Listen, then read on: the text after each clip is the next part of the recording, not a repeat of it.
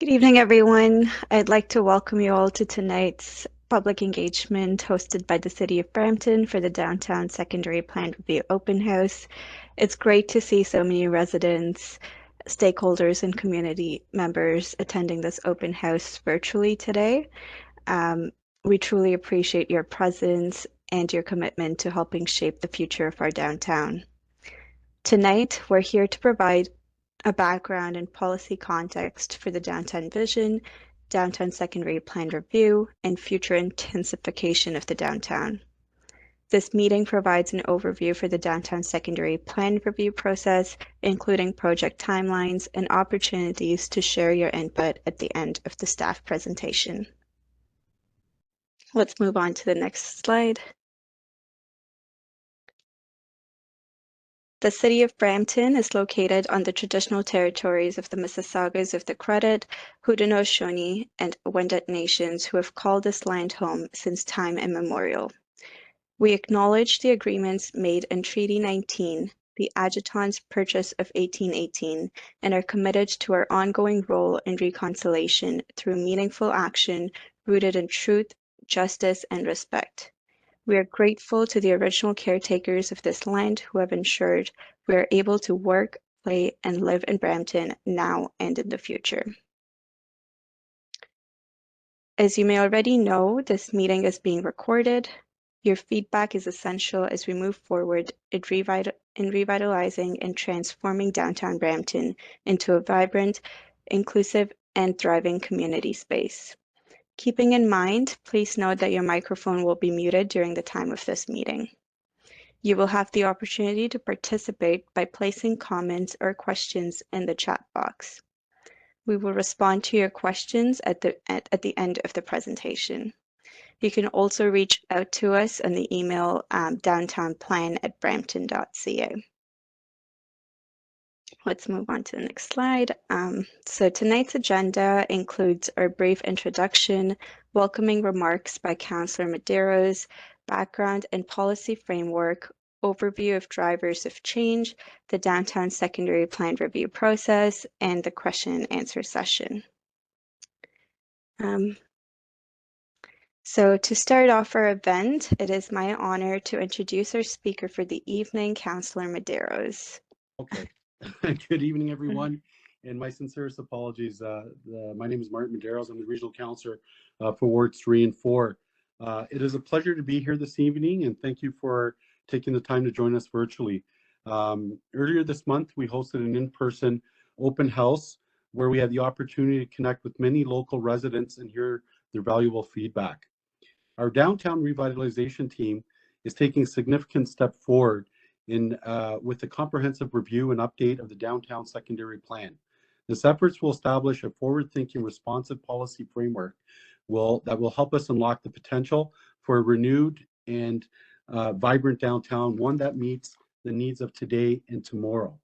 Our revitalization efforts in downtown are progressing at an exciting pace, and we have several transformational projects which are underway.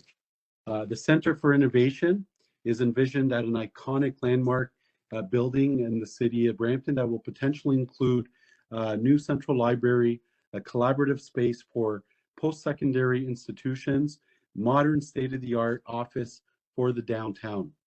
In 2023, the city published a request for expression of interest to seek innovative ideas and partnership models from a prospective proponents that may lead to the city entering into a partnership with the preferred partner to deliver the CFI. Submissions are currently being evaluated and negotiated by the city, with an announcement being made later this year. So that's going to be very exciting. Building on the momentum with the expansion of the two-way all-the-way to-go service, train service between Brampton and Toronto, we're strengthening our position as a prime destination for investment. Brampton's central location with the innovation corridor connecting Kitchener-Waterloo and Toronto makes it an ideal hub for growth. At the core of our downtown, the Innovation District offers a thriving ecosystem of innovation and entrepreneurship. The expansion further enhances Brampton's competitive edge, providing startups and entrepreneurs with an optimal environment to launch and scale their businesses. For the redevelopment of Ken Willans and Garden Squares, the city recently launched an international design competition, inviting firms from around the world to compete for the opportunity to shape and transform our downtown into a world-class civic hub. As the city evolves, so must these spaces. The revitalization of these tourist attractions aims to enhance their functionality, accessibility, and inclusivity, ensuring they truly serve the needs and desires of our diverse community. Just a few weeks ago, we broke ground on the Main and Queen Street project and making another important milestone in reshaping the heart of our city. The project involves removing the existing sidewalk and transforming the area into an upgraded public space, featuring wider boulevards for patios, dedicated cycle lanes, and the installation of granite pavers and curves. The city's Riverwalk project, the development of Heritage Theater Block, and just a few more examples of how we're breathing new life into our downtown. This past September, we were thrilled to receive a $29.8 million investment from the provincial government.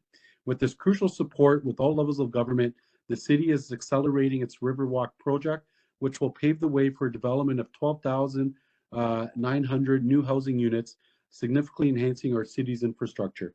In addition to new housing, new green spaces, and community amenities, it creates opportunities to expand commercial and institutional partnerships, which contribute to the long-term vitality of our downtown Brampton and helps address the challenges of rapid growing population. The revitalization of our downtown is more than just about aesthetics. It's about stimulating economic growth by creating an elevated environment that attracts investment and businesses.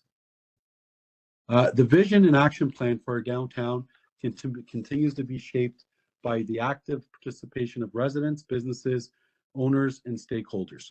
Your input is so invaluable in creating a downtown that reflects the diverse needs and aspirations of our community. I encourage you to engage with staff online tonight and help share your thoughts. Your continued involvement is vital as we work together to shape the future of the downtown. Together, we're building a downtown that is vibrant, welcoming, and full of opportunity. Thank you, and have a good evening. Thank you so much, Councillor Medeiros, for that information and all the encouraging words that you shared. With that, I'll introduce our next speaker. We have Andrea Oliveira, who's the Director of Downtown Revitalization, and she'll be delivering our presentation and talking about the background and policy framework in the Downtown Secondary Plan review process. Great. Thanks, Brenda. Can you guys hear me? Yes. Okay, awesome. Just as Brenda was noting, I am leading the Downtown Revitalization portfolio, and we've got a really unique group and shop at the City of Brampton, where we are leading the strategic policy planning for the downtown, as well as the capital delivery for infrastructure projects in the downtown. And we also have something called the Integrated Downtown Plan, which is the living plan of all the corporate cross-functional projects that the city's working on, that we monitor month to month, work with all the PMs to sort of drive every project forward and be the ears on hands, ears, eyes on the ground for councillors and senior leadership to drive all the projects forward and keep ourselves accountable. With that, what I wanted to do now was just set up the policy framework, really talking about the why factor of why we have to undertake this downtown secondary plan and the provincial and city policy framework in which allows us to drive this project forward and accommodate the growth that we're anticipating out to 2051 for this project. So we can go to the next slide. So from a provincial policy vantage, the province, under the Municipal Act, cities are creatures of the province. So we have to conform with the policy that they set for us at that upper tier government level. So with the 2024 provincial planning statement, there is language that continues to foster downtown Brampton as a strategic growth center, which means that we do have to accommodate certain population forecasts out to 2051. So the secondary plan is a chance for us to strategically account for what that population in terms of people and jobs will be to 2051, where some of that growth might happen, and how we can establish the policy framework to guide it, and improve infrastructure and make investments along with that anticipated population growth. So in tandem with the PPS, we also have Bill 23 that was approved I think 2022, for the More Homes Built Faster Act, where the province has committed to, I think it's 1.5 million houses in the next 10 years. So for Brampton to get our share, that's approximately 113,000 new homes by 2031. So there is that pressure to grow, and there's, it's, you know, we're a hub for immigration, we're a hub for growth, ingenuity, being part of the Greater Toronto Hamilton area, there's a huge potential for Brampton and other municipalities alike. So Brampton's not alone in this. These growth forecasts actually exist for many of the major cities in the Greater Toronto and Hamilton area. So we're all working towards accommodating this type of growth, and there's definitely patterns and best practices that we can learn from our other municipal partners. We can go to the next slide.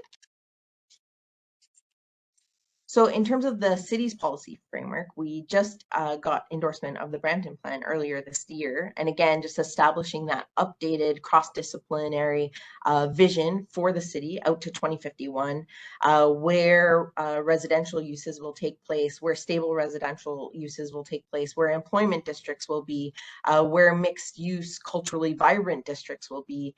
And as part of this plan, there's strategic growth areas, and downtown is really emboldened and empowered as one of those strategic growth areas. And it is further empowered to be somewhere where we're going to grow and somewhere where we're going to invest, but it's really to enable that civic hub, the economic, social, and cultural heart of the city, and enable that out to 2051 and really beyond. So how can we establish that framework, taking the citywide policy that was endorsed earlier this year, taking those principles and high-level policies and really drilling down to the real, more localized geography of the downtown secondary plan area. And we can go to the next slide. So downtown is one of the major transit station areas across the city as well. And this was a policy also endorsed through the Brampton Plan, where there's a huge pull to leverage existing and up and coming infrastructure improvements and investments.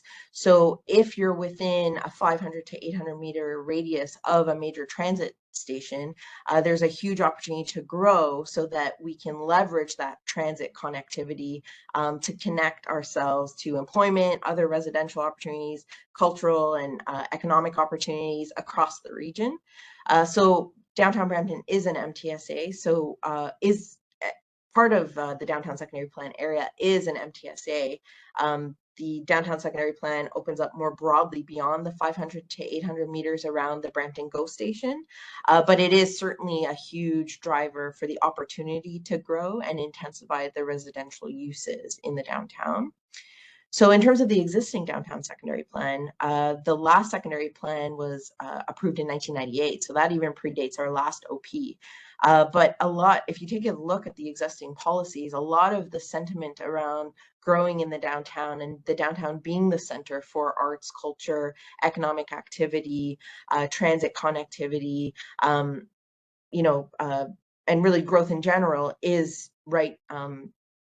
It does rely back onto those 1998 policies. So I think what we're trying to do is take stock of some of the policies that may need to be reframed, removed, or updated to understand the existing trends and conditions since 1998. Because we know while those main principles have stayed the same, there's still some directives that we need to establish based on the changing demographics, changing conditions of the downtown, and really I would say what has happened that we know since 1998 is that the downtown has only become more of a place to invest and grow and redevelop and intensify because of all the additional strategic initiatives that are happening at the province and Metrolinx as well.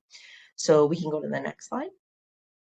So one of the biggest policies that we're going to be undertaking the review for as part of the secondary plan review is the Special Policy Area 3 area, which is right in the heart of and the center of the downtown when you think of the old town. And the reason why that is because, you know, when downtown Brampton was originally settled, it was settled on the Etobicoke Creek because that was an opportunity that gave lifeblood to settlements, right? So at that time, we were right on the creek, and so it straddled Main Street. So the town was essentially built upon the creek, and what that did was created a real risk for flooding when there was major storm events. And you know, we have historic pictures of some of those floods in the past. And so what happened was to detach that flood risk, we buried a tunnel underneath the Main Street and some of the downtown properties to be able to accommodate all of that water. But again, with growth and climate change and just larger storm events, there are hazard policies from the province that we need to accommodate, that if there was a big flooding event, we wouldn't want a ton of intensification because you'd just be putting more people at risk. So City of Brampton has endorsed a program project for the Riverwalk, which in the 1970s, we have a channelized creek just to the east of the downtown where a concrete channel was built to deviate stormwater around and the creek, really, creek and stormwater around the downtown to remove that risk in the downtown. But with, you know, standards increasing and just storm events becoming worse year to year, there has been an indication that in order to intensify and develop in the downtown core, we do need to widen and deepen that channel. And that's really the Riverwalk project. And with that infrastructure project, we're also tying in an urban design element to bring people to the water. And that's the imagery that you'll see on the screen. But with the construction of Riverwalk, which will be starting next year in the middle of next year, it'll take about 3 years and take us to mid-2028. With that construction project, we have an opportunity to unravel some of those special policy area policies in our secondary plan that restrict development. So we're working with the Toronto Region Area Conservation and various ministries to unravel that policy framework through this process. So that's really one of the main objectives of this policy framework review. And I'll go to the next slide. So here, what I wanted to instill here was just our role in the context of the Greater Golden Horseshoe and Metrolinx's big move to invest in the regional transportation plan and higher order transit infrastructure. So with the City of Brampton, we are on the Kitchener line, which is receiving two-way all-day go improvements, which is going to add an additional track and allow trains in both directions, not just peak periods into the downtown, but allow for trains in peak and off peak out to Brampton as well and out to Kitchener, which would really creates Brampton of more of a destination than a, you know, a sort of sleepy commuter residential suburb. So it does put us on the map, quite literally, in the context of those Greater Golden Horseshoe investments. And it's a series of several investments. So it's investments to connect into downtown Toronto with two-way all-day go, but then with Queen Street BRT and upgraded service on with bus rapid transit out to Vaughan, and then also with the LRT, light rapid transit, service down here, Ontario and Main Street. It connects us to Mississauga, as well as the several GO stations at Cooksville and Port Credit as well. So it is a huge opportunity to connect to then those employment areas, those residential areas, and really enable our connections throughout the region. So that's why it also helps us to be a place to have more people living, more people working, learning, playing, and doing all those other things in the downtown that we're hoping for. And we can go to the next slide. So again, just in terms of major transit investment, we talked about enhanced two-way all-day go service. So Metrolinx is working on expanding the corridor, adding an additional rail track to facilitate that movement. They are actually starting that capital project next year. We're just working on the design right now. So we've got that commitment from Metrolinx. We are also working on the Huron-Ontario Main LRT, again, to connect southerly into Mississauga. The current terminus of that project is at Steeles, but we are working towards extending that through to downtown Brampton, and then not precluding that future service northerly, northern into the region, into Caledon, and really the rest of Brampton as well. So that's a really strategic and important project for the downtown. Our current council position is to have that project tunneled through the historic downtown core. So we're working with Metrolinx on advancing that and seeing how they're going to move that council position forward. And we're just waiting for additional news, but we should be hearing on that soon. The Queen Street BRT as well. So increased bus rapid transit from Vaughan on Highway 7 onto Queen Street, again, facilitating many major transit station areas and future residential and mixed use intensification along that corridor. And then we also have our Brampton Transit Hub study. So again, where we have our current downtown transit terminal for buses, we're going to be looking at expanding that, because we know with future growth out to 2041, 2051, transit service will only become that much more relevant and important to the growth of our city, and how we're going to accommodate that within the the footprint of that existing site, as well as expanding to its adjacencies. That's something we're undertaking a study for right now to determine how we're going to grow and how some of these other higher order service might connect, as well as what the pedestrian, cyclist, and other multimodal connections to the site might be, as well as really thinking about how the adjacencies around the terminal are going to grow and what that means for the terminal and its evolving footprint. And we'd be looking to build that study out, having construction start on that work in 4 to 5 years as we plan. And I'll take the next slide. So really what I wanted to do here was wrap up the policy framework and the drivers as to why we're growing from a policy perspective and an existing and current conditions perspective, and just show that within this smaller space of downtown Brampton, as much as the geography might be small and the context of the city as a whole, it's very strategic for a number of reasons. We know there's so many major transit station area investments that will be coming online. There's already increased density that's coming online with new development applications. And we know the province is telling us too that we have to grow by 30,000 people at a minimum. And it'd be great if we also had 15,000 jobs. So really, how do we create a conducive plan out to 2051 to facilitate and accommodate this growth? I think that's where what we're looking to do is that growth management piece, and thinking about, we already have that market demand that's being established in the downtown. We know developers are coming in with these higher density development applications, but what we need to think about is how does that happen? How can we contribute to this growth and manage this growth with additional infrastructure investments? And really, what will this place look like in 2031, 2041, and 2051 with the staging and sequencing and development of that growth? So that's, I think, something that's really the main objective of our secondary plan review process.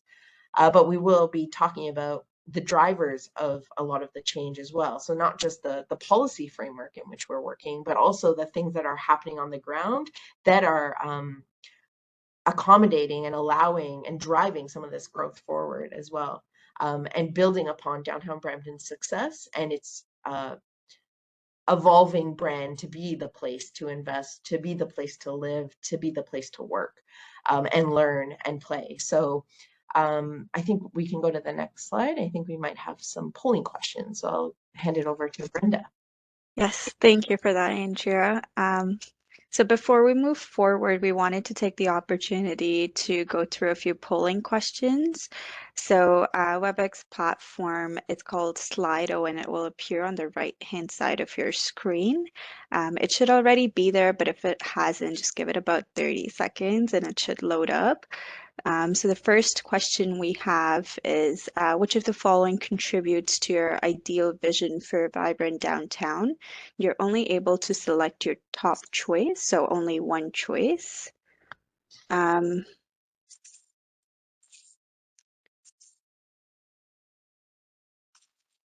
So we'll give it a few seconds there, maybe a minute or so. We're seeing the responses coming in.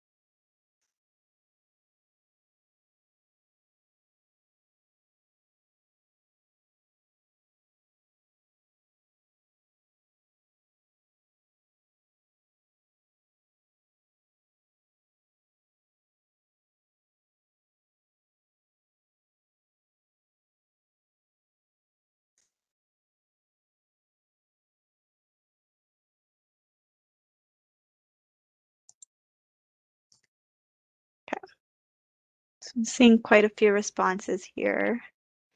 The graphs are still moving, so I'll give it a few more seconds there.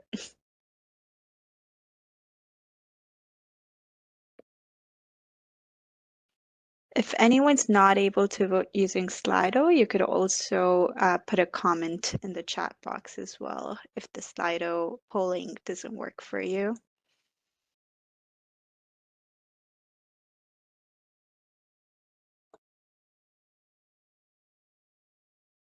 Okay, I think that's great. So looking like increased density and intensification, enhanced arts and culture, improved transit systems.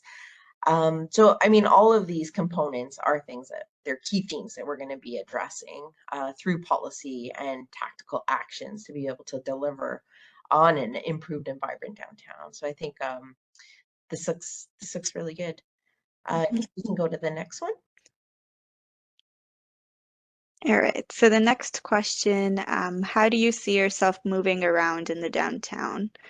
And we'll just see it on the poll in a few seconds.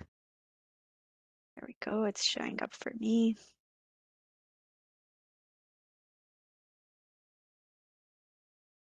So the options are walking, biking, e-scooter, public transit, carpool or shared vehicle, private vehicle, or other.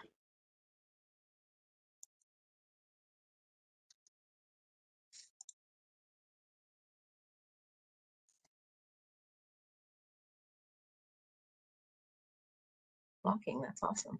Yeah, top choice.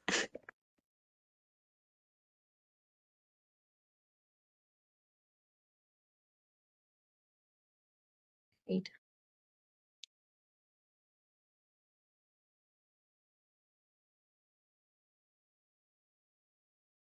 So far, walking looks like the top choice, with private vehicle being the second. Great. Some commenting as well, and we'll take all of this into consideration. I mean, of course, we do surveys and we have like cordon counts done that inform our decision making, but we also have a policy framework with the 2040 vision that we went through a very comprehensive community engagement strategy 5 years ago. The Brampton Plan process that was undertaken over the course of the last 2 years, that was just endorsed earlier this spring, leveraged that 2040 process and engagement process and the key principles. And really, from a mobility framework citywide, really the intention is that we have a mobility pyramid that prioritizes more vulnerable users of transportation modes, so pedestrians, cyclists, the e-scooter and new modes. Then we have transit, we have carpool, and then we have the private vehicle. And really, it's not to say that the private vehicle is out of the equation. I think it's just so that in our decision making and the principles going forward, when we're making the decisions that we make and we implement the processes that have been kind of suburban in nature and car oriented or fast car oriented. It's just something that I think we need to think about, we reframe. That's really what the vision has, I'd say, challenged us to do, is think about a process that thinks about the more vulnerable users in our city, those folks who are 8 years old to 80 years old, that might not have access to a private vehicle in the same way that sort of the general population might, and just think about those users as well in the planning process. So it's not only those users, it's just thinking about our processes that have been instilled and standardized, really, to think about these other users that planning, engineering, and other, municipal practices in the past haven't. So that's just something I wanted to add there. So it's nice to see walking in the downtown is still important to everyone. So we'll move on to the next question with that. So what is your favorite activity to do in the downtown? And again, just select your top choice. So you'll only be able to enter one choice for this as well.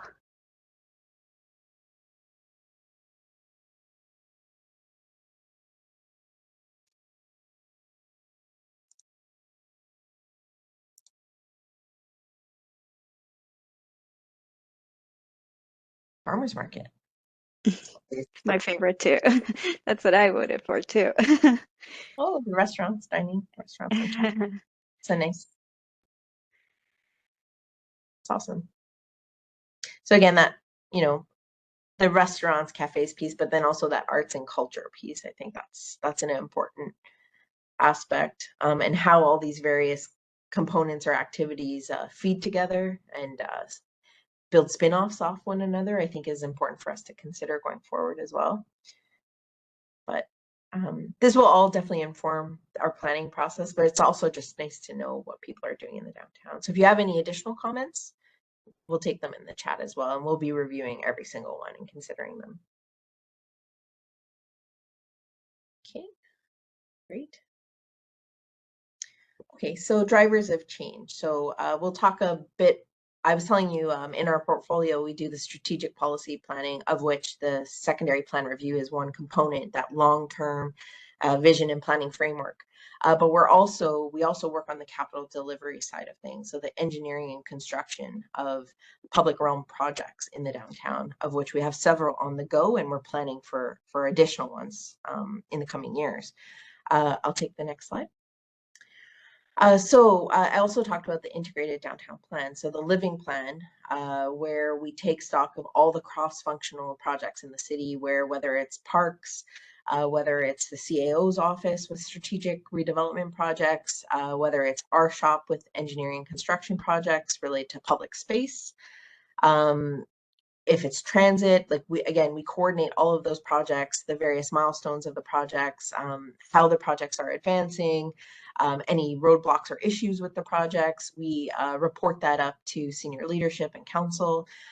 So again, to facilitate the movement and keep ourselves accountable to, quote unquote, unlocking the downtown, which is a major objective of the Vision 2040 process, of our Brampton, our Brampton Plan, citywide strategic planning policy document, and our corporate strategic plan as well. So advancing the downtown Brampton portfolio is one of the key portfolios at the City of Brampton. So I'll take the next slide. So this is something we do here, again, just monitoring all the major capital investments. And this is just a few of them, it's not all of them, but we'll be talking about a few of them and their status, where they are. If you need to ask any questions about these projects, I'd be happy to answer what we can. So Brampton Orangeville Rail Trail, Downtown Transit Hub, Center for Innovation, Ken Willen Square redevelopment, Hurontario LRT, Riverwalk, the Northeast Quadrant of Main and Queen. There's a few projects in there, such as the Heritage Theater Block redevelopment, and some of the interim strategies that we're going to be working on with the properties that we own in that section. Then we have the Garden Square redevelopment, Queen Street BRT, and then the downtown streetscaping project for Queen and Main Streets. I'll take the next slide. So I'd say the Downtown Public Realm Plan and Streetscape Annual is sort of the kickoff plan for looking at the downtown as a whole and where the opportunities are to strategically invest, and what that aesthetic, what we want that aesthetic to look like. So with the public realm plan component, we've looked at the structure of the downtown. We've thought about where we're going to be growing, and we've thought about strategic projects that we could deliver on to improve the public realm and upgrade many of the streetscapes in the downtown.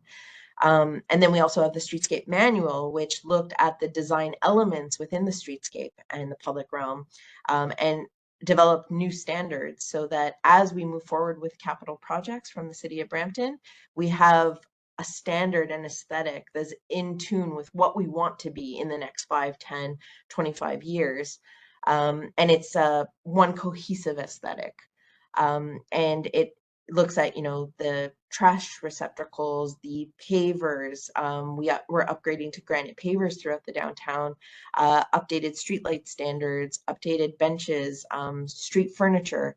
So all of those elements, as we move forward with capital projects and programming, it gives us sort of a guidebook of what we want the public realm and our projects to look like when they're actually delivered, as well as provides developers with that context of what they should be building their sites out towards, that will meet the city of Brampton's, again, that one cohesive vision and aesthetics for the downtown.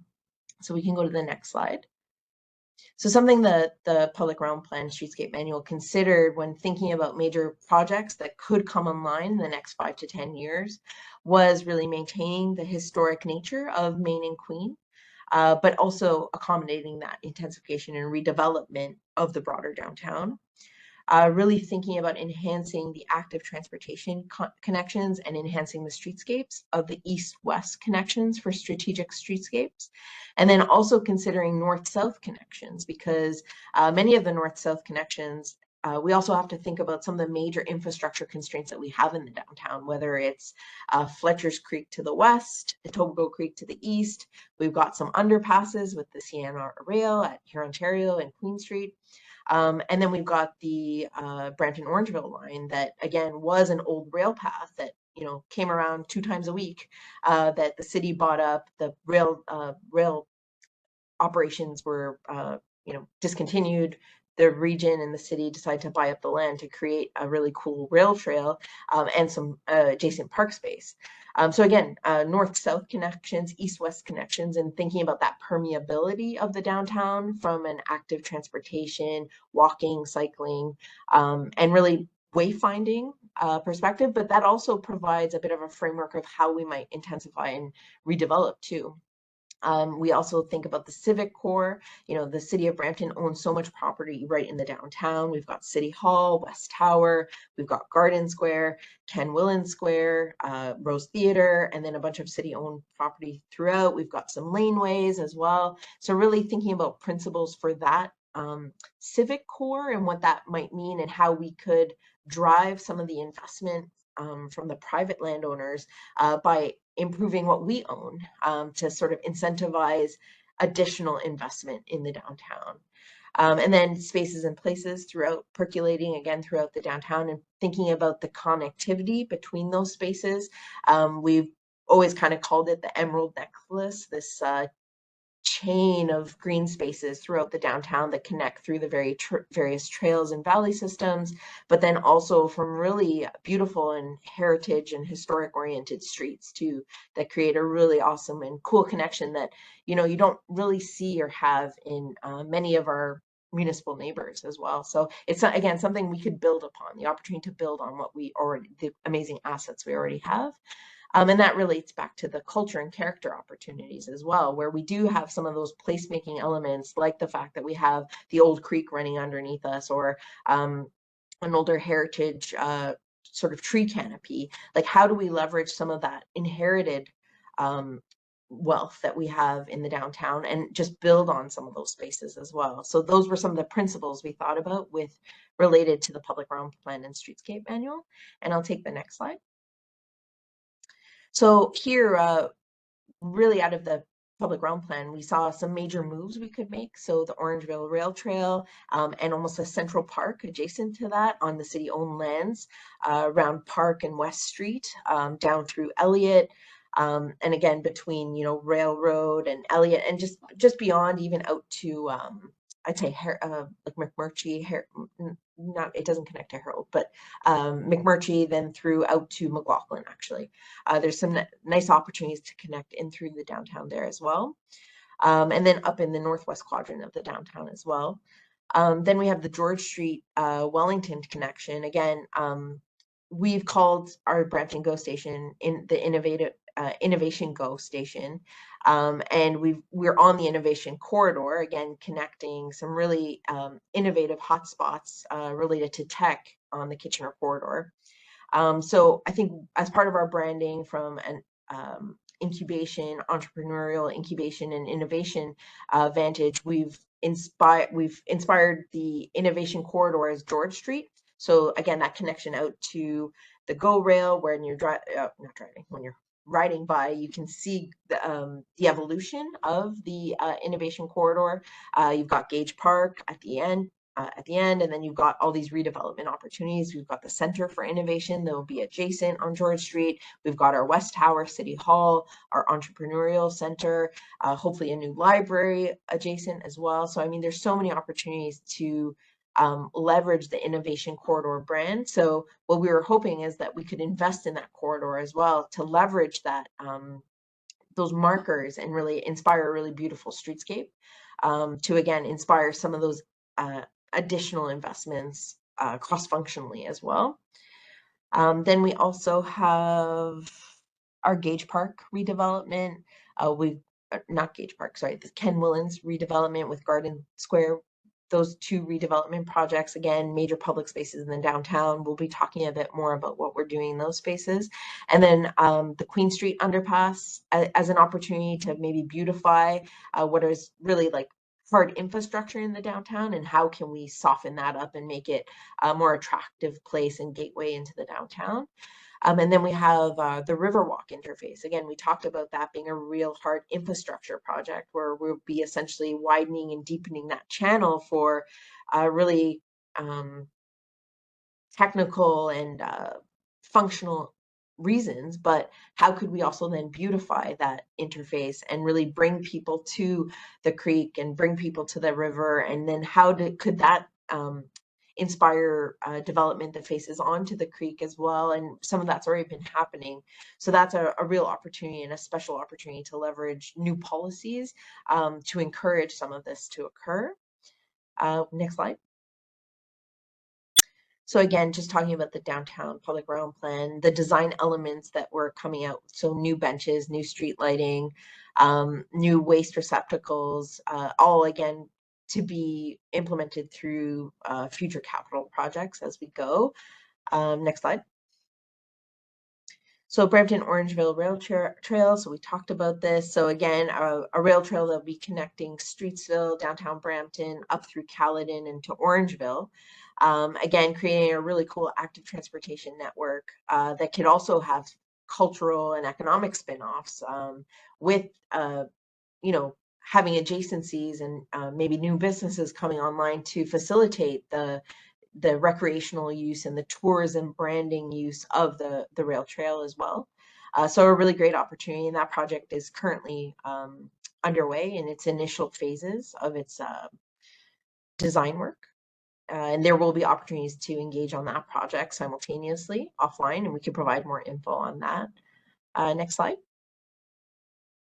So Main and Queen Streetscape project, scope and status. So again, Main Street between Wellington and Nelson and Theatre Lane, and then Queen Street between Mill and Chapel and Theatre Lane to the east. We're redeveloping the streetscapes, piggybacking on the region's work to upgrade the water main and sanitary sewer work that they had just completed over the course of a 2-year project. They're doing phase 2 now, just to the west of us now at from McMurtry out to McLaughlin. So again, just back to phase 1, which is our Queen and Main project, leveraging this opportunity to then update the streetscapes as well to achieve some of those broader objectives we were hoping to do through Vision 2040 and then also the Brampton Plan. So construction just started. We just broke ground between on Queen Street between Main and Chapel and Theatre. It'll take approximately 2.5 years to complete this work, and we'll be staging it and sequencing it as we go. We have some more information on that. Next slide. So the scope of that work, we did just get approval in the summer. We took a council report to council and got endorsement to upgrade some of the items of the project. So we upgraded to the beautiful gray granite pavers that you'll soon see because they'll be delivered in a couple of weeks and starting to be laid. We also have some updated street furniture that we'll be implementing. Really the right-of-way is what is fundamentally changing. We're trying to move away from a car-centric approach in the downtown to one that is more of a people-oriented approach. So what we've done is reduce the lane of traffic. And so we have one lane of traffic going in each direction, and we no longer have on-street parking, but we have tons of parking and structures adjacent to the downtown. And then we also are expanding the boulevard to accommodate an expanded boulevard and improved pedestrian clearway, but also a furniture zone to allow for some of the businesses in the downtown to then have patio spaces in the downtown. That was one of the main things we heard about through the design process for this project. And then we are also facilitating an on-street bike lane as well that will also be finished in the granite pavers as well. And then where we can, we're going to be implementing new street trees as well as upgrading all of the underground lighting utilities to the current lighting fixtures. As part of the project, we're also going to be installing 6 new traffic signals at the various downtown locations. So here, Ontario and Main, Nelson Theatre and Main, Wellington and Main Street, and then the adjacencies out to George and Queen, and then Chapel Theatre and Queen Street as well. So next slide. So this is a rendering of that expanded boulevard with the narrowed right-of-ways. You know, you can't necessarily see the detail, but you see the cross section with where we have the medium gray tone granite pavers with the darker gray as for the cycle track, and then transitioning into a granite curb as well, mountable granite curb, and then all of the AODA tactile plates will also be in granite, so it's all custom work. It's going to be really beautiful when it's done, so we're excited. We've just started construction, and we should be seeing a section of it in the next couple weeks or so. By the end of December, we should be having a really good stretch on Queen Street to show and take pics of. Next slide. This is just another rendering here that shows this is something that's inspiring the work for Ken Whillans and Garden Square as well. Next slide. So this is just some of the staging and sequencing that we're working on with our contractor. So again, we've just started on Queen Street between Main and Chapel and Theatre on the north side. So immediately into the spring, we'll be doing the south side, and then we'll be continuing along Queen Street, starting out west of the project between Mill and Main.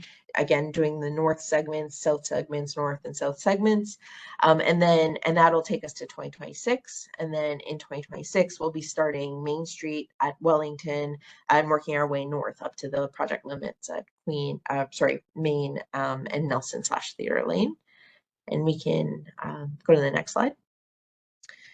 I know many stakeholders too, like we'll be refining that schedule. So, and we'll be in communication with hearing back what we hear from our stakeholders and the public to perhaps work on that and tweak the schedule as needed, because as you guys know, we have so many, and it's like the number one thing people love to do in the downtown is our farmers market. There's so many events we're accommodating in the downtown too. So there's always sort of opportunities to tweak where things are where construction's happening because of all the major capital construction projects that we have ongoing in the downtown. So that's something that we're going to have to continue to consider as we stage and sequence this work. So the redevelopment of Ken Whillans and Garden Square. So again, these projects were inspired with the fact that these are hubs of our our downtown. You know, people congregate here. We host events in the downtown. The public hosts events in these spaces as well. And they're all just so well attended and well loved that, you know, with the upgrading of the streetscape, with the upgraded material, there's a real opportunity to upgrade the like Ken Mullins and Garden Square materials as well. And, you know, with that update of the materials, there's now you know, the opportunity to rethink the programming as well, and like what we're doing in the downtown squares, how the downtown squares currently work. And there is a survey online that we have posted until October 22nd. So I don't know if someone can drop that in the chat for participants, because we would just love to hear what you guys have to say, because we'll be summarizing all the public feedback we hear and including that in documentation for our design competition. So again, there's some really strong principles that we have going forward with our current redevelopment of our squares. So again, thinking about the identity of the squares, what the squares will be used for out to the next 25 years, really thinking about the successes we've had in the squares with our existing events, but then future events too. Like, what are some of the things that, you know, we need to be future ready for as well. You know, the context, the heritage context, the programming context, all of those things we're currently considering in the principles and objectives of this design competition and this project going forward. We can go to the next slide. So currently where we're at is it is an international design competition. We've been doing some stuff on social media if you follow us. We also have our survey online. We've been out at the square just trying to engage with the public, hearing what people have to say about the squares and what they want for the squares. So phase one of our competition is a request for supplier qualifications. So again, that's out right now. It's live on the City of Brampton's bids and tenders. It's closing on October 22nd as well. So again, seeking really great architectural and landscape architectural firms to partner with various consultants, engineering firms, etc., to be able to identify their qualifications. So, and then we're going to shortlist that to the top 5 firms. Those 5 firms will then receive a request for proposal, a scope of work of what we'd like to do with the squares. And then they will come back and deliver on those concepts. We'll have some public engagement embedded within that as well. We'll have a technical committee that will be evaluating those concepts from various criteria. And then we'll be selecting a preferred proponent. We're targeting the end of this year. We have extended our RFPQ process, so there may be some spillover into next year, but we're still aiming to have someone selected before end of year. And then the design work will be taking place over the next, let's say, from January to May of next year, with the hope to actually start construction on one of the squares in mid 2025. And the design process will confirm which square should go first. We have some ideas of which square should go first, but that the design process will all unravel and identify that. So again, I was mentioning that community engagement is so integral to this, and we're undertaking part 1 of that. We're meeting with various stakeholder groups. We have our public survey online, again, confirming the vision of what we'd like to see for the squares, how they're functioning today, and what are the elements we'd like to address, what are the programming infrastructures we'll have to address the needs out to 2050 and beyond. And then part 2, again, just later this year, we'll be exploring those top 5 design concepts and getting some feedback on what works, what doesn't work, and what the best design is, and carrying that forward to more detailed design and construction next year. Next slide. So in the downtown, we also have some transformational redevelopment opportunities. So Center for Innovation is a really big one for the City of Brampton. It's been in the works. We did go out with an expression of interest to seek a development partner to partner with on this mixed-use development. So it is meant to be a commercial. We're hoping for institutional uses here as well as residential. So what you're seeing here is a sort of southwest view into the downtown. So again, Nelson Street and George, it's at that corner. It's currently a vacant parcel. It'll be redeveloped. And we're working with our various partners like TRCA and the various ministries to see how soon we could start moving forward with the redevelopment plans. And similarly for Heritage Theatre Block, we did go through an RFP process earlier this year. We had gone through an expression of interest over the course of the last few years to look at commercial opportunities for the intensification and commercial opportunities for the redevelopment of the site, as well as preserving the old Heritage Theatre. And what came back to us was that we do have some vacant land to the south, or not vacant land, but city-owned land to the south on Main Street North that we could incorporate as part of the redevelopment. And we could also, because we're working on lifting the special policy areas in the special policy area in the downtown, which restricts residential, we could tie in residential to make this more economically viable for the city of Brampton. And we looked at, we opened it up to the development community. We looked at the redevelopment of Heritage Theatre. In the past, we were only looking at the option to preserve the Heritage Theatre, but not everyone is on side with investing that much money in preserving the whole theater. So what we looked at, or we put to market, was high, low, and medium redevelopment opportunities for preserving the theater. So whether or not that was preserving the entire theater in its entirety, or preserving the facade, or just demolishing the theater entirely and redeveloping. So we took that to market. Market responded. We have secured an approach. We have a preferred proponent we're working on and negotiating some terms for the development opportunity. So for both these projects, we do have a preferred partner that we're in negotiations with, and we will be, there will be more information later this year on how those projects are coming forward. But since those negotiations are still in confidence and confidential, we don't have the information to share. Just the key message is that we are moving forward. And you will be hearing more information because there's quite a bit of work being undertaken behind the scenes.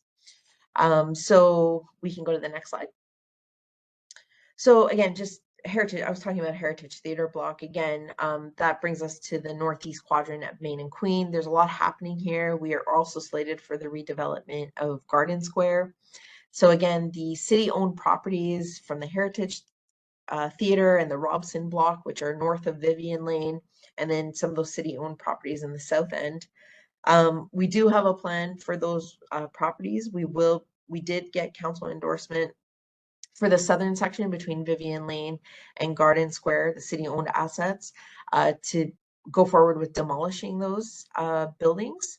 And that's currently out. We're in an evaluation period right now to select a preferred contractor to move forward with that. And we're expecting to begin that demolition later this year. Next slide. So something we were tasked with by council was, before we're demolishing anything, they wanted us to have a plan for what we'd be doing with those vacant parcels. So what we thought the best approach in the shorter term, recognizing that there is intensification and longer term plans for redevelopment that we're working through with a preferred developer and partner, there is an opportunity to bring the buildings down and activate those buildings in the shorter term, or at least activate the parcels that they're on.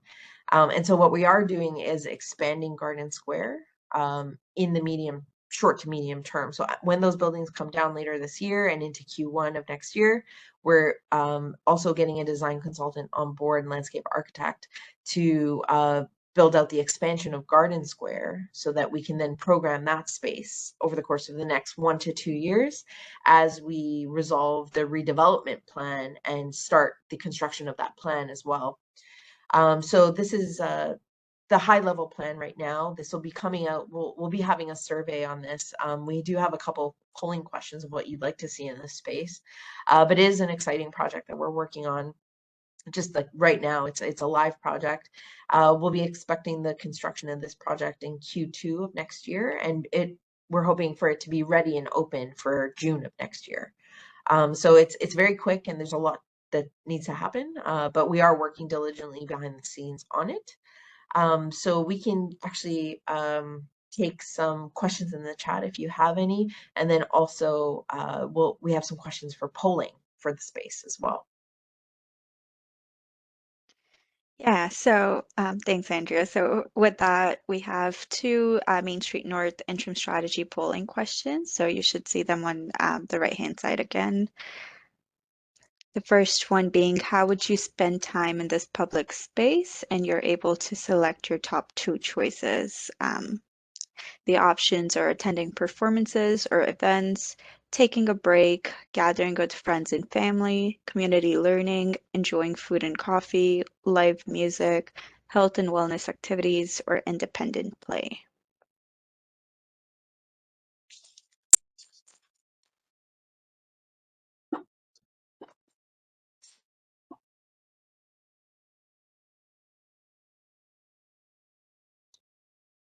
Nice. So pretty similar to how the squares are being used today for Garden Square and Kenwillen Square.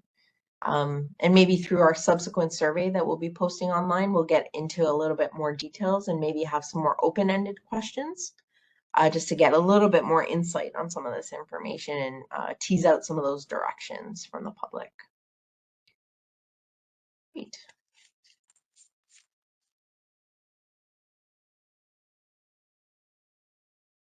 Okay, we can take the next one. All right, so for the next question, what design elements would you like to see in this space? Select your top three choices.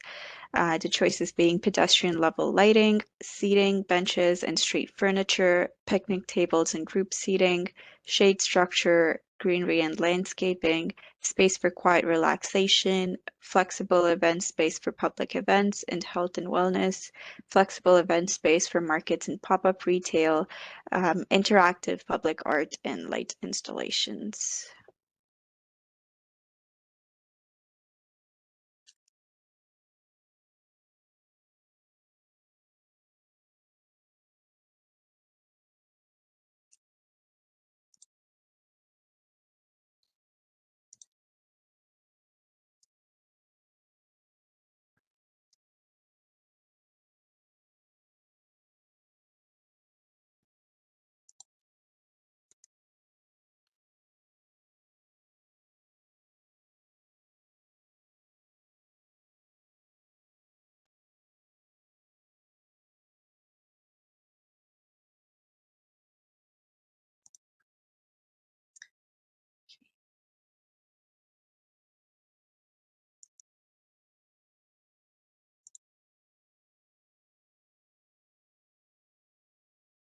Markets and pop-up retail. Okay, awesome.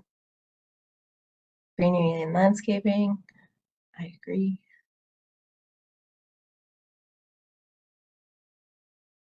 Awesome. It's quite a bit of a tie between a few Yeah. of these options. We'll be planning these elements, but I mean, how we budget some of this stuff and maybe how we prioritize opportunities for pop-up retail. I think that gives us a pretty clear indication of what the public would like to see and like how we justify some of our investment as well. So I think this helps. Okay, so I think Brenda, maybe we can move on. We Oh, just we have have another. one more question. So the next one's what major projects are you most excited about in the downtown? And you're able to select your top choice. So all the ones that Andrea mentioned, Kenwillen Square and Garden Square redevelopment, Main and Queen Street streetscape improvements, Heritage Theater block redevelopment, Riverwalk, Center for Innovation, Transit Hub, here Ontario Main LRT, Queen Street BRT, and Brampton Orangeville Rail Trail. This is a fun one because I would say all of them.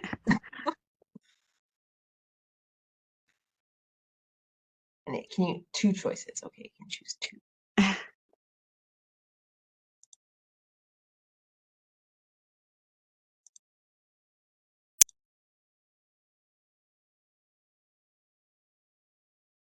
Riverwalk's in the lead. It's awesome. And I wonder if it's like Riverwalk, like what it does to unlock the downtown, really, from an intensification, bringing people here, bringing people to the businesses, having people at your, at your storefront, really, as well as the urban design elements and bringing people to the creek and the, quote unquote, Brampton's waterfront in the downtown, right? Okay, awesome. Right. We can move on, I think, Andrea, if you want to Yeah, take it let's do that. over. Yeah, Yeah. so I think what we'll do is we'll start just talking about the secondary plan review process, and I'll try to be quick because I see we're over time and I would like to get to some of the questions that we're hearing in the chat or seeing in the chat. I'll take the next slide. So really, again, what is a secondary plan review? So we talked about the official plan being the interdisciplinary policy guide for the city wide, like where does the transportation infrastructure go? Where does the green space go? What is the urban design aesthetic we're working towards? Where are we going to grow? Where does the infrastructure go really? And what is the density and how dense do we go? So that land use planning function is really what we're looking to confirm for the downtown secondary plan geography. So again, the vision and the policy framework, the multimodal transportation networks and the streetscapes, what's the ultimate vision really to that 2051 growth forecast, and then how are we incrementally going to invest and build to get to that, right?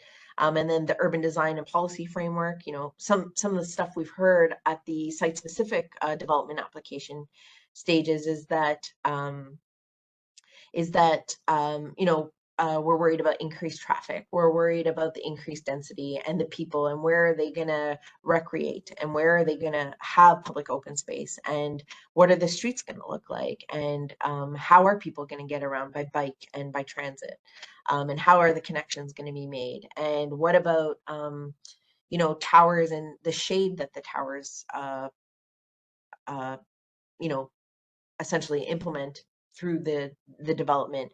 What about buffers between existing land uses and other residential spaces? Like, what does that look like? And I think really those are really good questions, and I think that's where we have to look at the opportunities, look at the conditions, the existing conditions, what we're hearing, and do some benchmarking too, because we're not the only municipality that is directed to grow and that is growing. So many of our partners have been, or municipal partners and adjacencies have been undertaking the same issues and going through the same growing pains even 10, 15, 20 years ago. So how can we take those lessons learned? Because I'm sure there's several policy iterations that have looked at some of those more downtown focused areas that have been intensifying, and what can we learn from those areas? So that's one of the key criteria that we're looking at as part of this plan, to develop those, again, policy guidelines and frameworks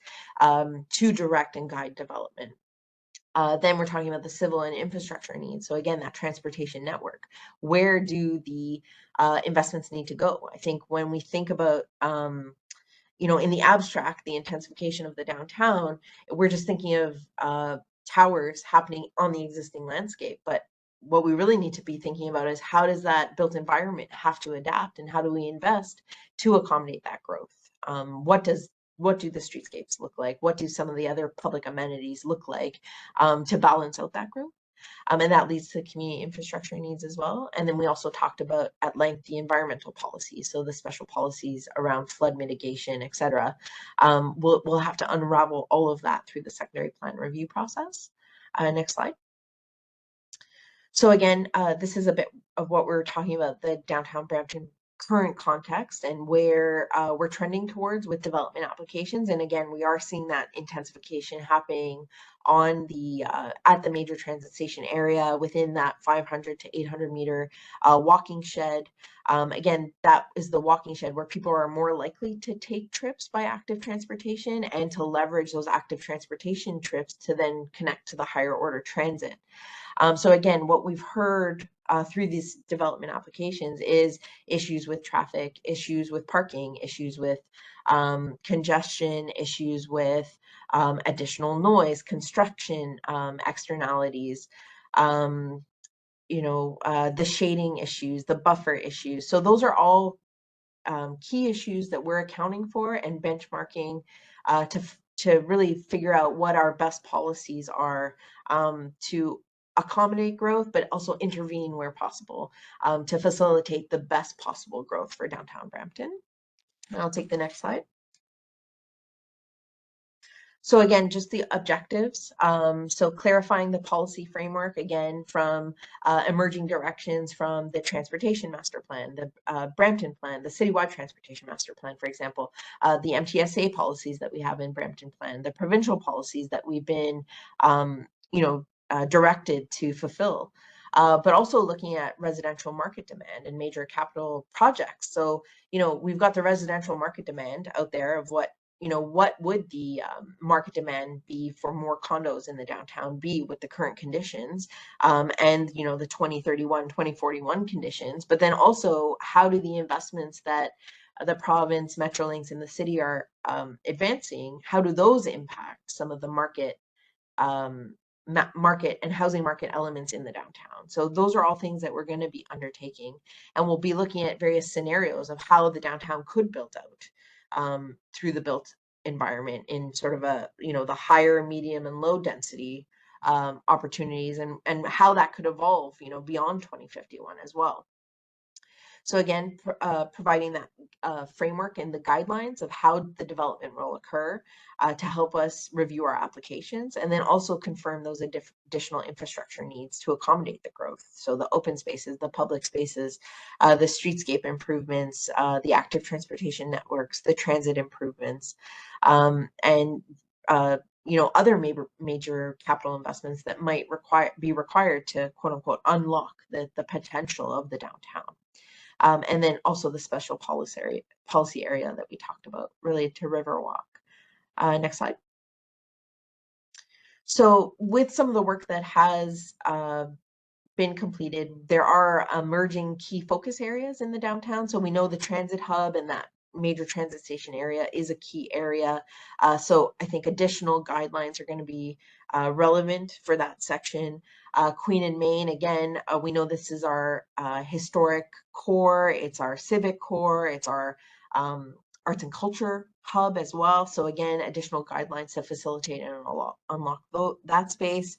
Again, Center for Innovation, that corridor, there's going to be special treatments to update that streetscape as well, and facilitate the development on the adjacent parcels of land. So we'll have to give special attention to that area.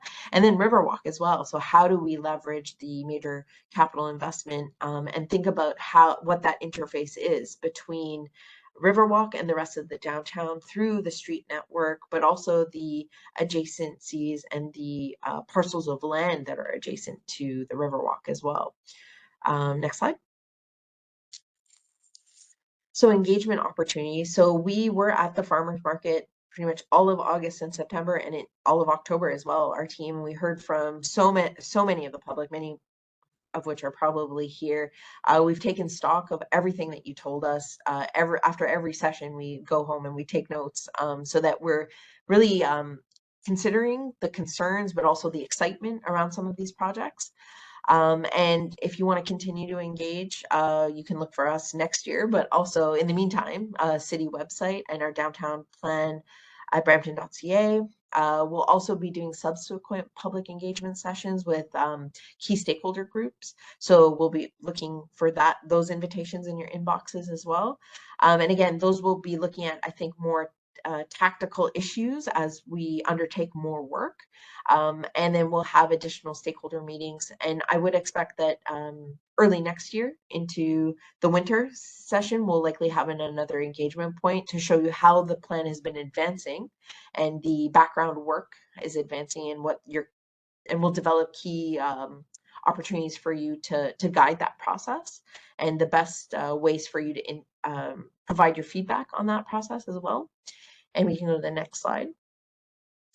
So phase one, we're undertaking that work right now. We'll be moving forward with additional stakeholder consultation into Q1 2025. additional engagement, stakeholder consultation into Q2 2025 with a report to council, letting them know how we're advancing and the directives that we're moving towards.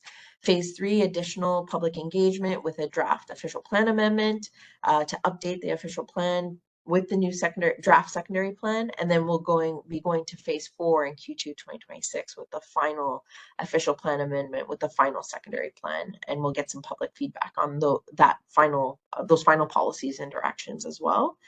So you're on our mailing list. We'll definitely keep you informed and ask for your input as we move forward. But now I think what we'll do is, I know I've seen you guys feverishly putting comments in the chat and questions. So I think what we'll do is, we don't have that much time because I'm sorry I said a lot, but let's take questions and we'll stay on with the amount of time that we had allocated. So we'll stay a little longer for anyone who's interested in staying with us online. So I don't know if it's Verinda will start with some questions.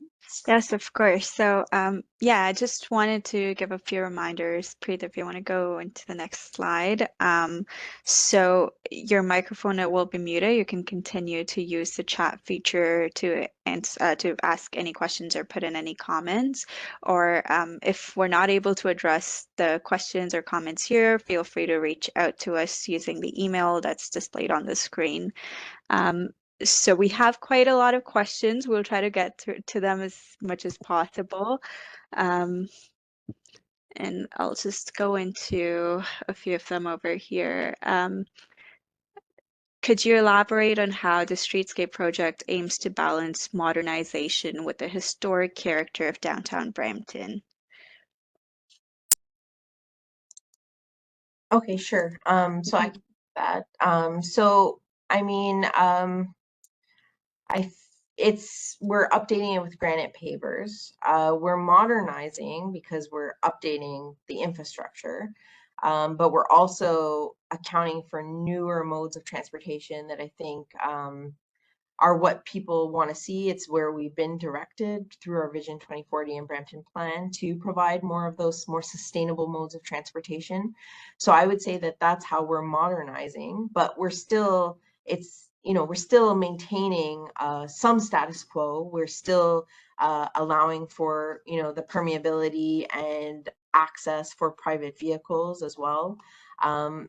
I think the design, it's a beautiful design that's meant to complement the historic character of the downtown, but then also, I'd say with the gray and like slate tones, also be in tune with the new developments that are coming online too, and sort of the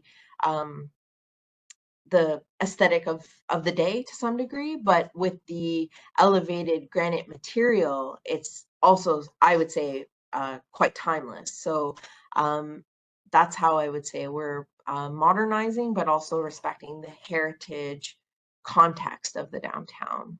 Yeah. Next question. Thanks for that.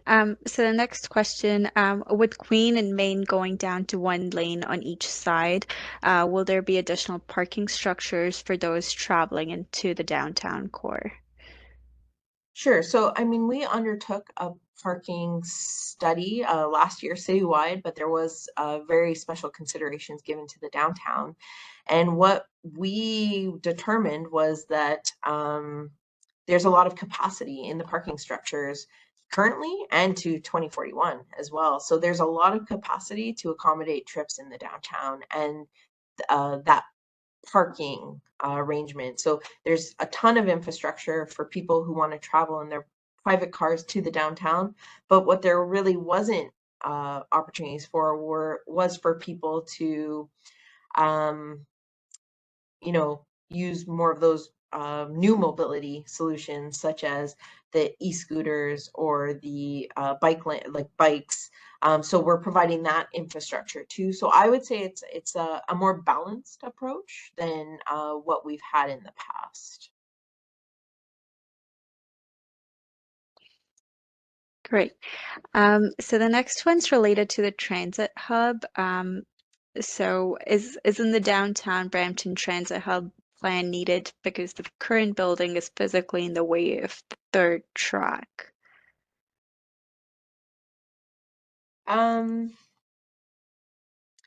So no, I would say that the Downtown Transit Hub study was initiated because of the growth that we're projecting to. Our previous transportation master plan was 2041. Now we're going to 2051. So we know we need increased level of services to meet the modal split. So how many people take cars, how many people drive, how many people carpool, how many people take transit. We know that our services are needing to increase at like rapid rates, like unconventionally rapid rates. So more services with Queen Street Bus Rapid Transit, with increased Zoom services, et cetera, are all going to have to funnel eventually into the downtown transit terminal, as well as increases in local services. So, I mean, that's what inspired the downtown transit terminal review, and because the review initially was on various sites in the downtown.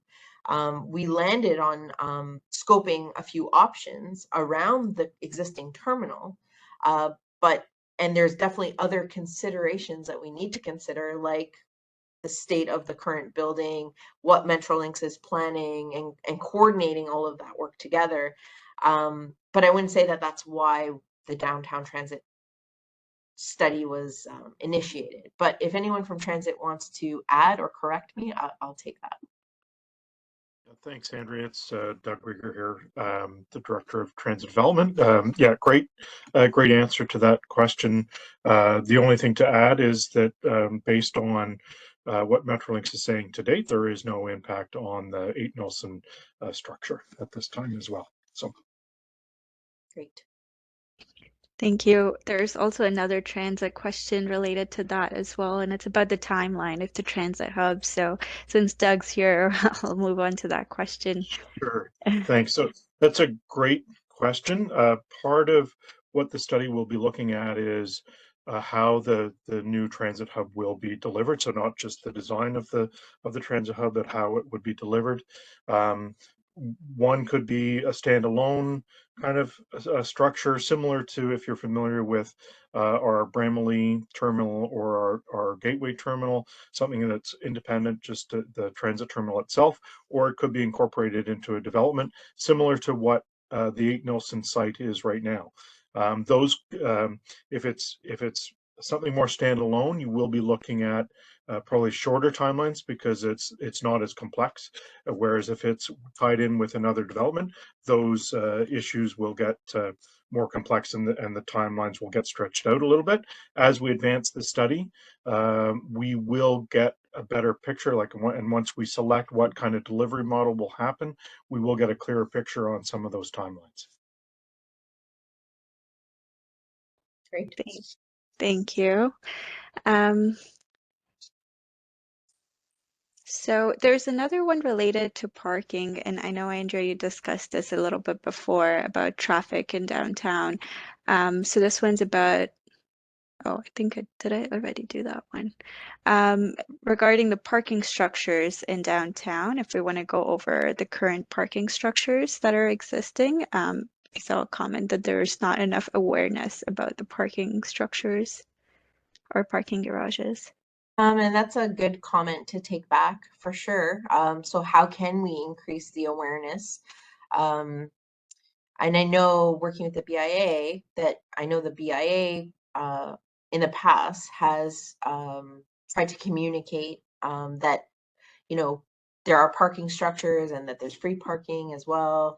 And, you know, how the parking payment model evolves over the next couple of years, I don't know. It's definitely something we can push, but yeah, perhaps additional signage or wayfinding or communications on our website or in our marketing materials for events, downtown events and festivals, etc. Maybe we can focus on how to get here, and maybe it's a multimodal approach with parking being one of them, and reminding people of the parking opportunities in the downtown. Great, thank you. The next question's about construction. So I keep losing the questions. I read them and then I lose them. It was regarding the construction and what is being done for businesses during the construction process. Okay, so we do work very closely with our BIA, and we meet with them monthly to talk about construction, the status of our construction projects. So at least we can coordinate, and they're aware of where construction is occurring, and how the construction might impact their businesses, and they can, you know, feed that through their many members as well.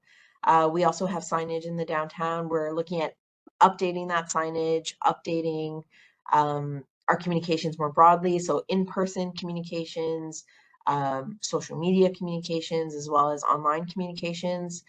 So more people are aware of the projects. We also have a construction mitigation grant program that we're working with the BIA on administering through various phases of construction projects. So that's how we are working with our local businesses. But again, we are collaborating super closely. The teams are also fairly new, so we're just growing, I think, our partnership. So there's definitely additional opportunities to partner with the local businesses. Yeah. And Anna has just provided further information about it, that it's the construction mitigation grant. It's in phase one of the program, and it's been completed, and businesses that have applied, they've received their checks. And BIA is the administrator of the grant program, just to add to that. Awesome. Thank you. Thanks for that add. So moving on.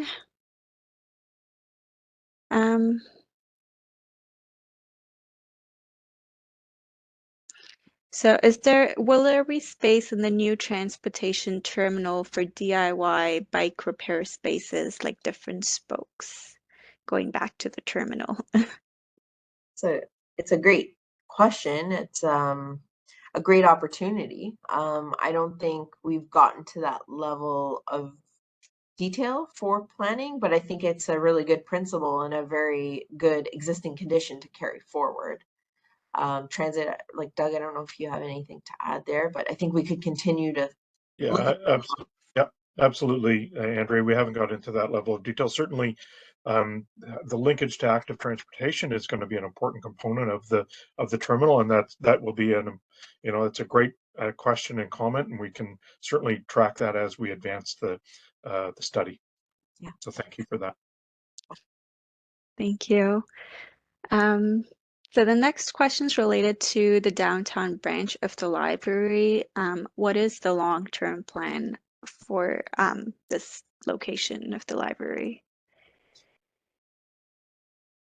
So I don't know the exact details of this, but it's definitely something we can look to take back. But as part of the Center for Innovation, the vision for that building was always to include an updated downtown sort of central library. So we're, again, working through that process of the programming and the functional program of that building. So more information will come out on that. So I think that poses an opportunity for the existing Four Corners branch. What those plans will be, I think it's something that we could certainly continue to monitor and take back to push through our integrated downtown plan, that monthly group that we were talking about. So it's a great point. So we'll take that back. All right, I know we're going over time, so let me know, Andrea, when we want to cut out the questions, because we can always take them externally onto email as well.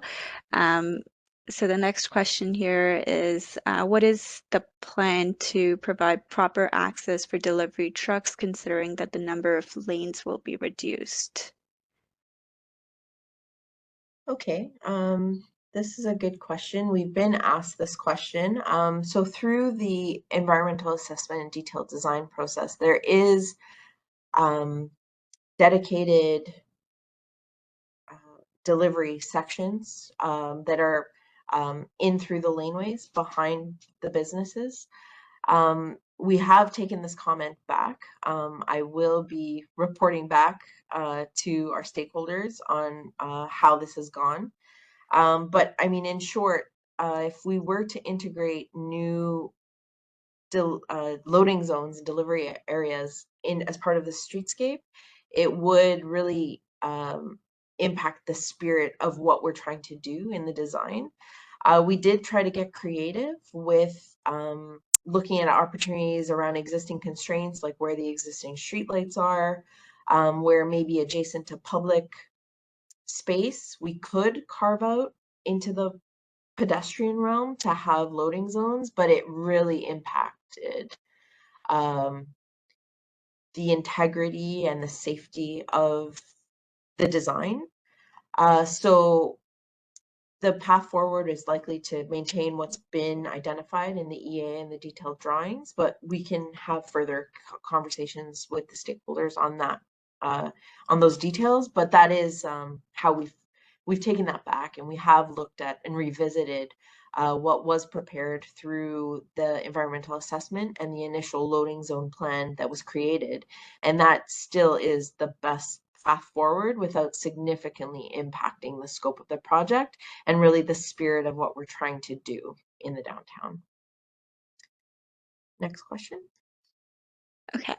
So most of what you describe is dependent on the flood control project, which is currently a year delayed. The federal share of this project is committed. Where are the funding commitments from the province and the city?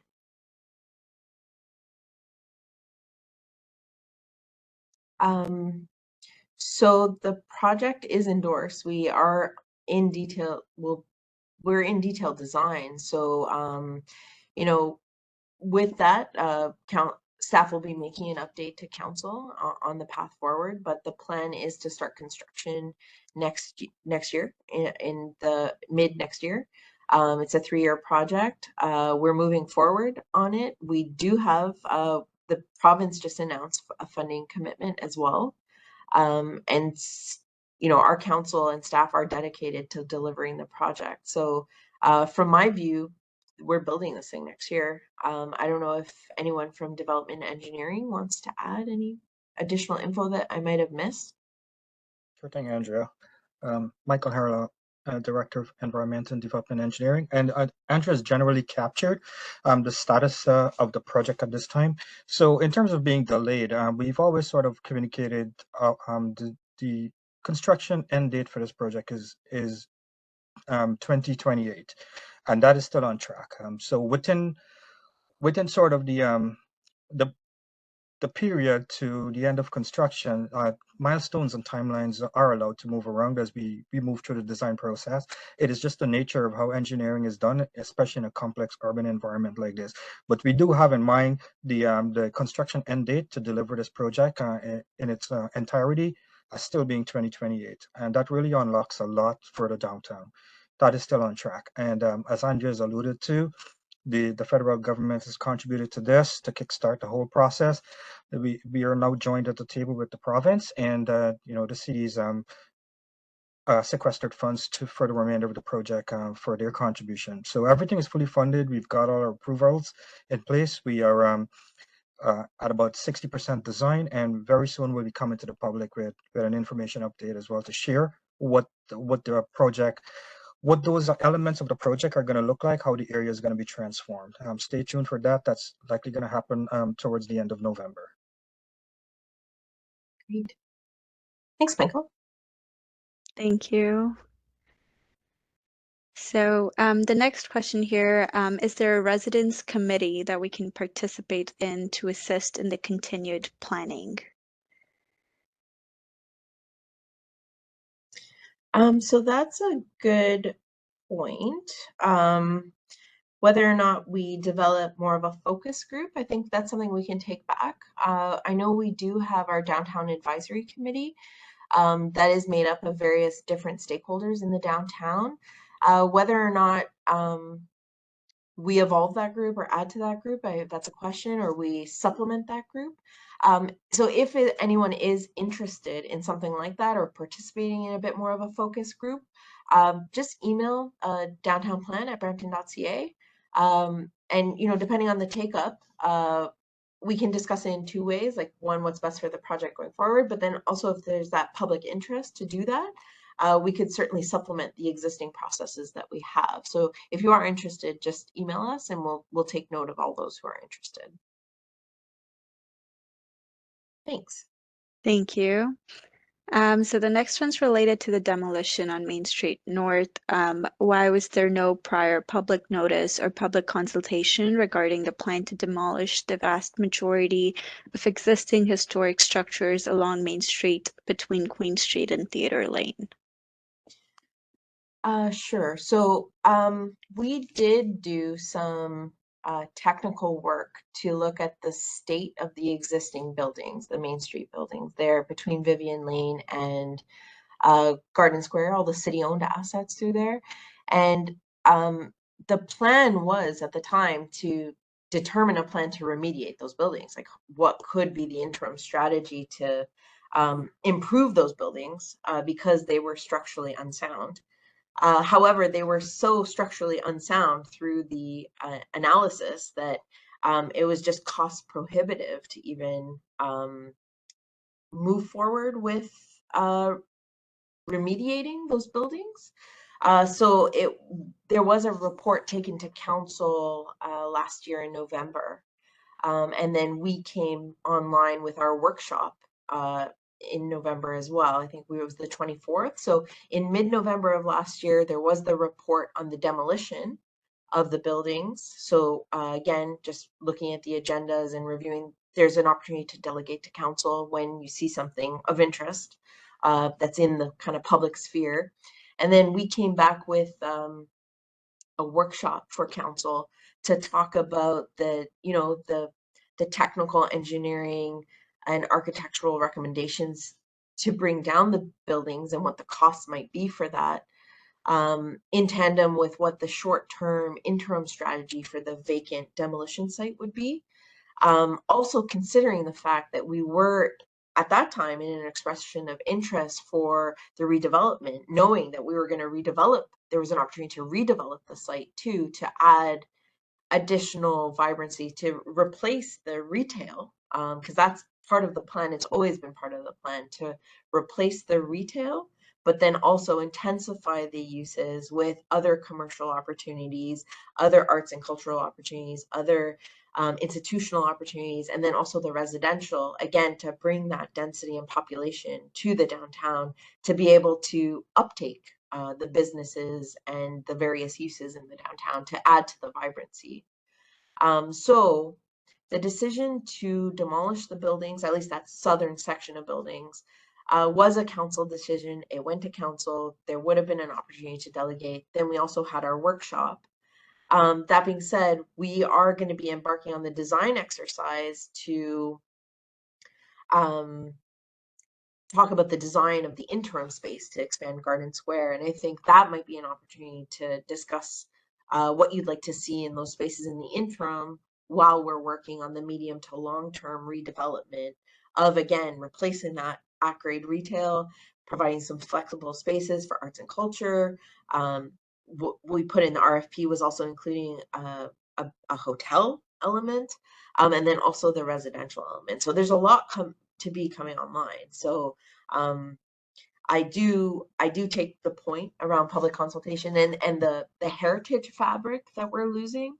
But the design principles for the redevelopment will also try to commemorate that heritage of the built environment, and then also redevelop in a contextual response that respects the character of the neighborhood and the cadence and feeling of the neighborhood as well. So we are doing our best to do what's best for the neighborhood and the downtown as a whole. I'll take the next question. Thank you.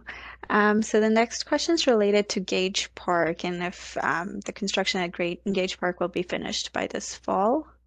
Yeah, so we get an update on this one as well. And this is something we've been pushing forward because we have our tree lighting November 15th. And so everything that I've been told is that the construction will be done in that first week of November, handed off from our construction folks to our parks operations and maintenance. They'll be spending about a couple of days to clean up the park, but it'll be ready for the tree lighting November 15th. That's the messaging I have. Great, excited for that. So the next question is related to the tennis court. If the tennis court is a parks and recreation facility, will seniors be entitled to free use? Does the city still own the property? So what I do know is that we are building the new Rosalie Tennis Dome, and that construction will be completed this November, the 3rd or 4th week of November. That's what I know. The details on the senior use, I am not intimately aware of. I don't know if anyone else from staff on the call would know that, or if that's something we can take back. And just whoever provided that, like, we can stay in contact with that person.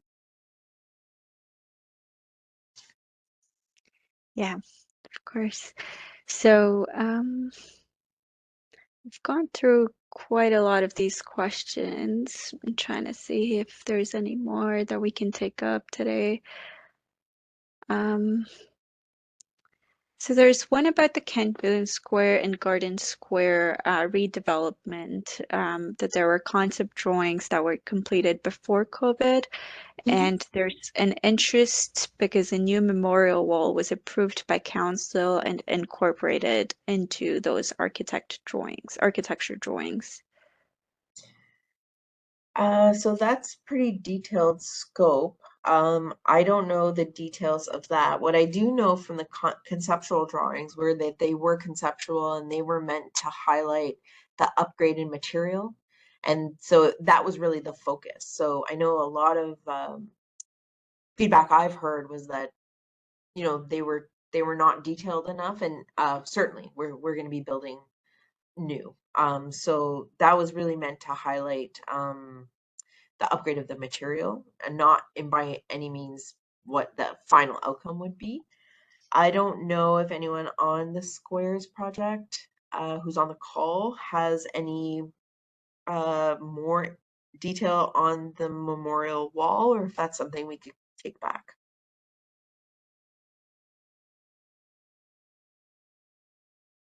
So hearing none, we'll take it back and we'll provide a follow-up. Sounds good. Yeah, sure, we can take it back, Andrea. Great. Thank you.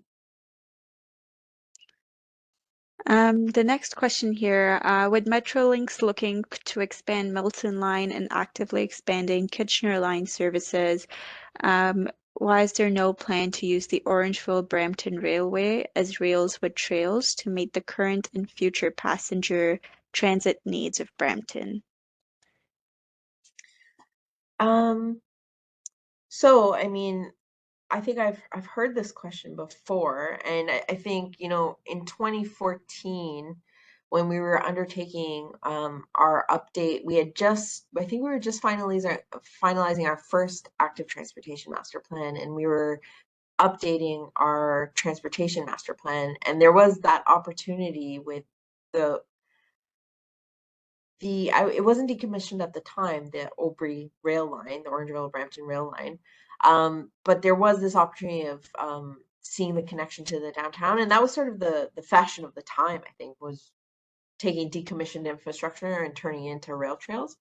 And it works. It's an awesome opportunity for the downtown. So I mean, I don't think there was ever a thought of repurposing that for an LRT or additional rail infrastructure, or connecting the densities perhaps that will be popping up between, you know, Mississauga downtown, and it's definitely a good question, but I think we're on track to facilitate a rail trail at this time and improve community space. And I think the connections to achieve the connectivity, or the rail connectivity of some of those hubs, is somewhat of a future condition that I think we could still explore in the future, or explore via other infrastructure networks. and opportunities. So I think that's something we can take back. But I think the plan for the Brampton Orangeville Rail Trail is very much the path forward, and it's where we're moving towards. But connecting non-traditional networks is something we can certainly take back, and maybe how to connect some of these older downtown pockets. It's a real opportunity, but the opportunity has been to do it through a tourism lens, through active transportation, less so than the rail opportunity. So it's definitely an opportunity that like we could take back and explore further, in an alternative way, I would suggest. Next question. Thank you. So the next question, I'm trying to see.